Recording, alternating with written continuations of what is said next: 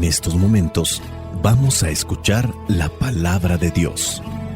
Dispón tu corazón para que el mensaje llegue hasta lo más profundo de tu ser.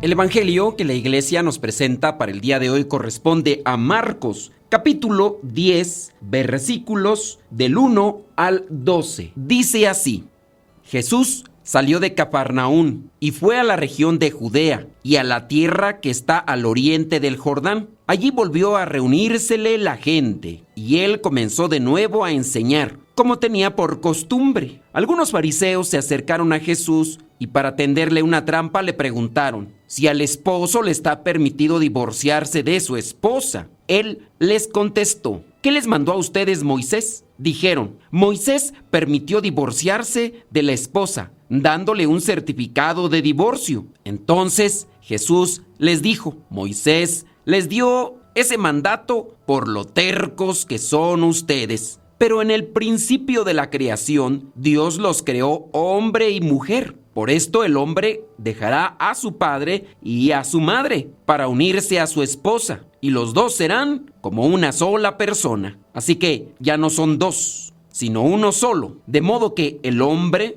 no debe separar lo que Dios ha unido. Cuando ya estaban en casa, los discípulos volvieron a preguntarle sobre este asunto. Jesús les dijo: el que se divorcia de su esposa y se casa con otra, comete adulterio contra la primera. Y si la mujer deja a su esposo y se casa con otro, también comete adulterio.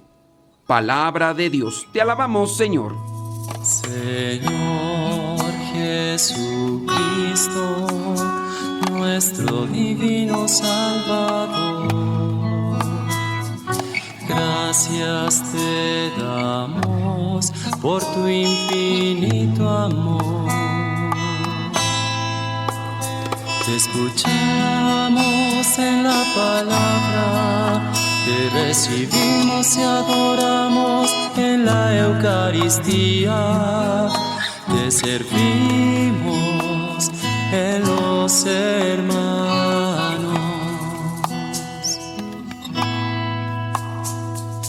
Que seamos misioneros como lo quieres tú, enseñando a los hombres el fuego de tu amor. El Evangelio que la Iglesia nos presenta el día de hoy es un pasaje clave que aborda el tema del matrimonio y el divorcio. En este pasaje el Señor Jesús enseña sobre lo que es la santidad del matrimonio y la intención original de Dios para esta unión. La realización y crecimiento de cada individuo tiene su relación a la familia donde se ha constituido. Con esto queremos decir que los seres humanos debemos lo que somos a la familia donde nacimos y crecimos. En muchos de los casos, una personalidad o actitud desordenada y desajustada también corresponde a un patrón familiar con las mismas características. Puede ser que las causas de degradación en cada individuo no correspondan a las bases originales, pero en la desatención de los padres de familia para con los hijos, puede darse esta desviación o desorientación de los valores o los principios cristianos. Un matrimonio maduro y espiritual es fundamentalmente no solo para la vida de la pareja y su familia, sino también para la sociedad en general. Un concepto de la Iglesia que se menciona constantemente y que tiene mucha razón de ser es: cada matrimonio cristiano, cada familia, es la célula de la sociedad. Si en su caso el matrimonio, la familia, está contaminada, esa célula,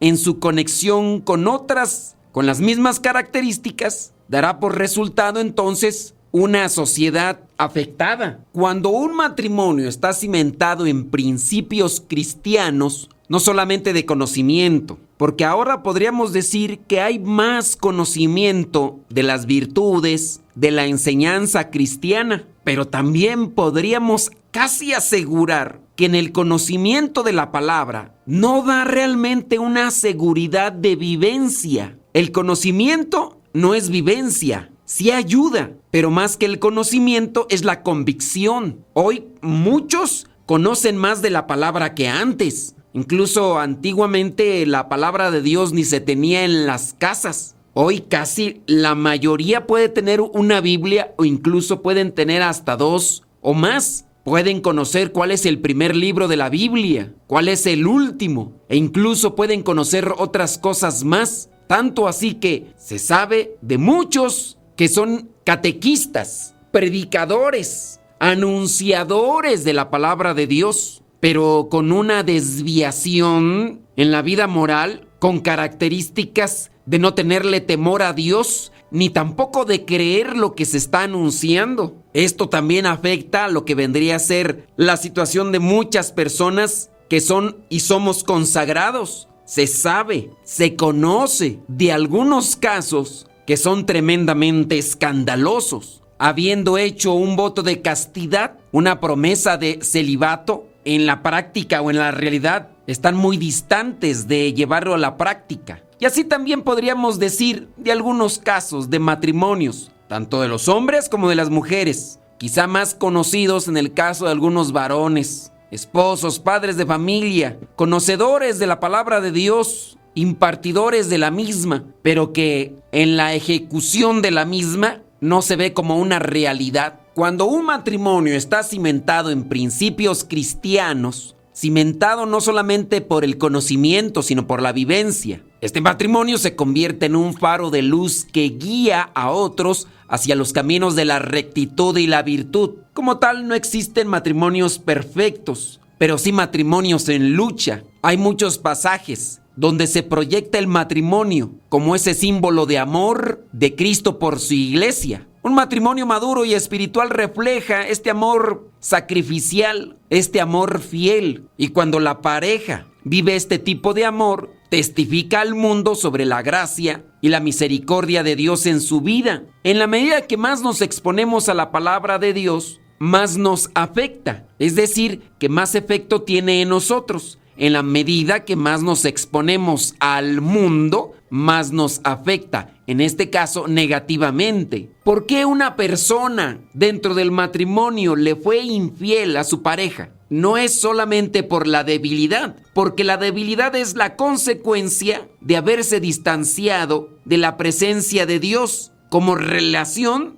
o como conexión con ella. Y el caso de infidelidad solamente proyecta lo que vendría a ser una cercanía con las cosas más de la sensualidad y de la carne que le llevaron a crecer en el apetito del placer desordenado. Un matrimonio maduro y espiritual es el entorno ideal para criar hijos en los caminos de la rectitud y la virtud. Los papás, el matrimonio, son los primeros educadores en la fe y su ejemplo de amor, respeto y compromiso influye profundamente en la formación moral y espiritual de sus hijos. En la medida de su desconexión por parte de los hijos de los papás, también ellos se podrán afectar negativamente con relación a las cosas del mundo. Los hijos que crecen en un hogar cristiano o con bases cristianas sólidas tienen más probabilidades de convertirse en adultos responsables, amorosos y comprometidos con Dios y con la sociedad. Dígase del caso también para reflexionar y hacerme un cuestionamiento. En la medida que dentro de las formaciones de vida consagrada, los formadores, los superiores, los rectores de dichas formaciones llevan una vida santa, podrán transmitir también mejor eso a sus formandos. Y eso es consecuente.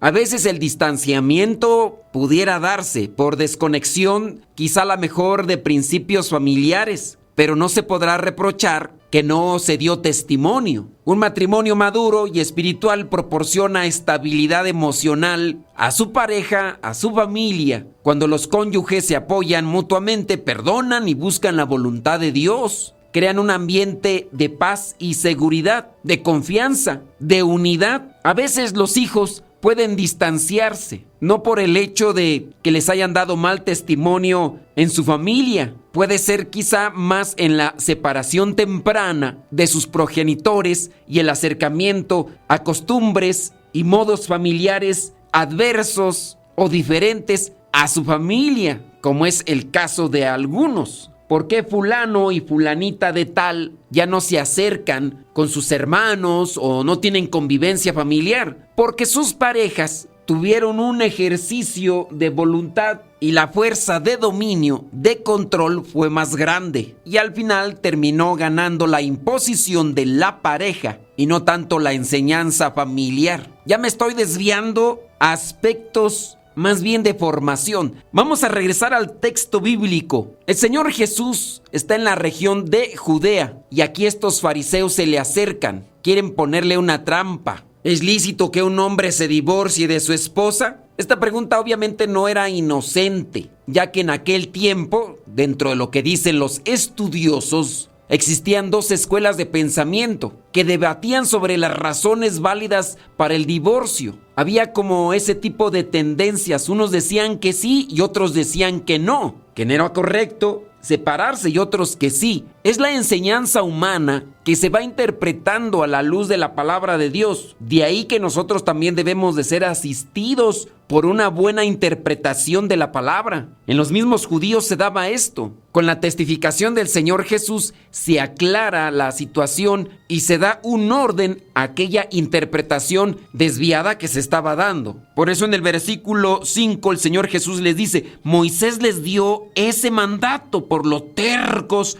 que son ustedes. Cierto es que lo que se contrapone a la palabra de Dios o lo que no le permite florecer y desarrollarse en la vida de cada uno de nosotros es la necedad y la terquedad. Para que la palabra de Dios florezca en nuestras vidas se necesita la humildad. Pero si a la terquedad le agregas el orgullo, la soberbia, si a la terquedad le agregas el egoísmo, obviamente los frutos de la palabra de Dios nunca se van a poder recoger en la vida de matrimonio. En la medida que más me acerco a Dios, me hago al modo de Dios. En la medida que más me acerco al mundo, me hago al modo del mundo. Porque esta persona dentro del matrimonio fue infiel por su distanciamiento a la palabra. Y no solamente porque no la predicara, sino sobre todo porque no se vive. Una persona es contaminada por el mundo por su relación constante y cercana. Uno de los vicios que muchas veces pudiera insertarse dentro del matrimonio donde hay infidelidad es culpabilizar a la persona. Cuando ha sido descubierto o descubierta, señala que la otra fue la responsable, la otra parte. Y así la otra parte pudiera pensar: ¿en qué fallé? Pero no es que la persona que fue infiel señale como causa responsable a la otra. Al final de cuentas, la decisión la toma cada individuo. Y en su caso de falla, que pudiera ser una realidad en la otra persona, la fidelidad primera se debe tener con Dios. Si la otra persona no cumple o en su caso falla, cada quien tendrá que dar cuentas del compromiso que se hizo ante la presencia de Dios. Si yo estoy cercano a Dios,